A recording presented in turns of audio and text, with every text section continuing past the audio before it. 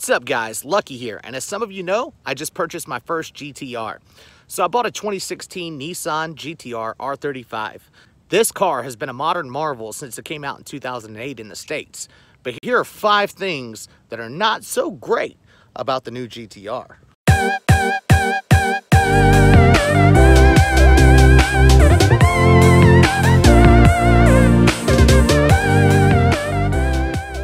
So I wanted to rank these from least to worst, and these are things that bothered me personally. So this might not be the same for every driver out there or everybody that buys a GTR. So here we go at number 5. Number 5 would definitely have to be the paranoia that sets in. When you go to park your car in the middle of a shopping center or going out to dinner, you get really, really nervous about things. I know some other people have mentioned this as well, but I didn't realize that it was going to be me and that I would be like that until I actually owned it and was going to park it.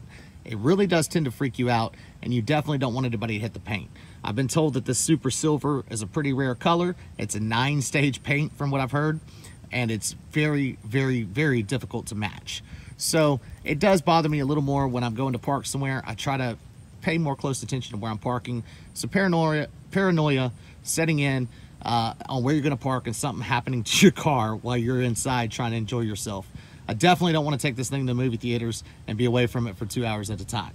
So that's number 5. Moving on to number 4. Number 4 would definitely be the back seats.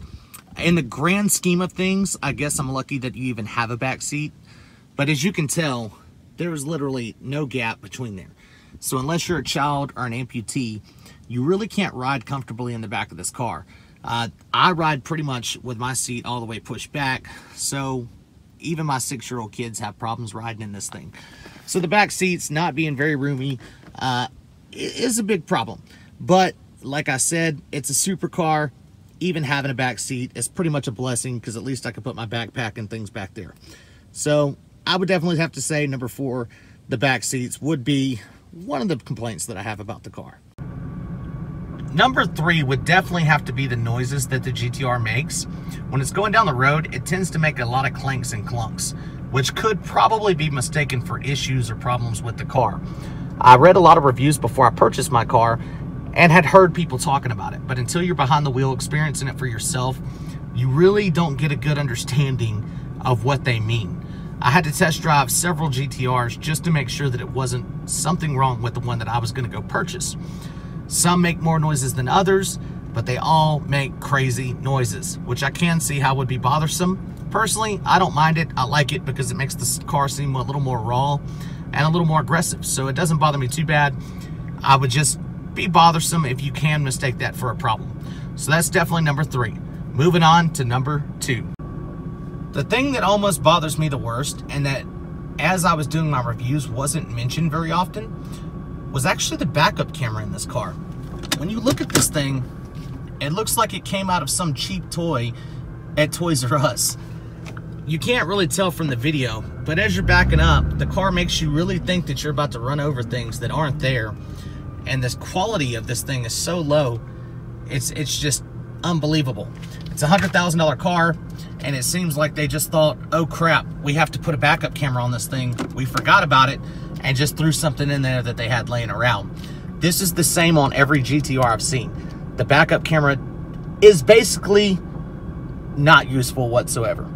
So you can't rely on it to back up. You can't even use it to see where you're going. It doesn't work at all. So I would say that that's the thing that bothers me second most about the vehicle. Now, moving on to the worst thing about owning a GTR for me. What bothers me the most, number 1, are the seats. I love these seats. They look fantastic.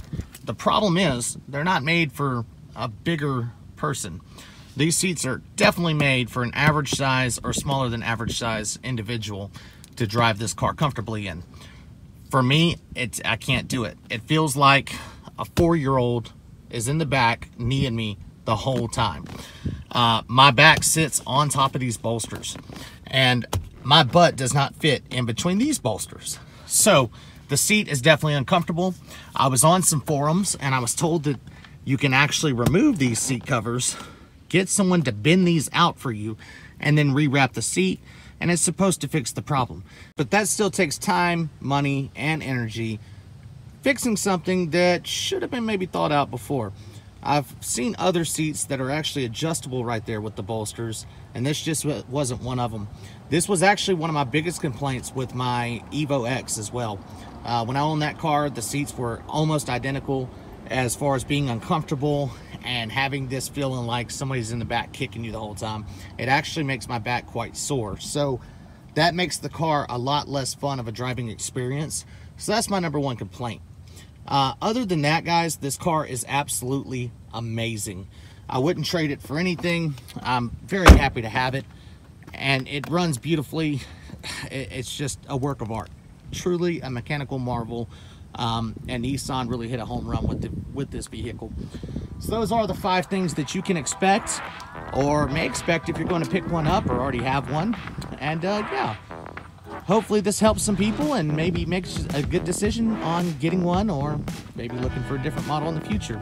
Thank you guys very much for watching. Please like and subscribe for more videos in the future, and we will catch you next time.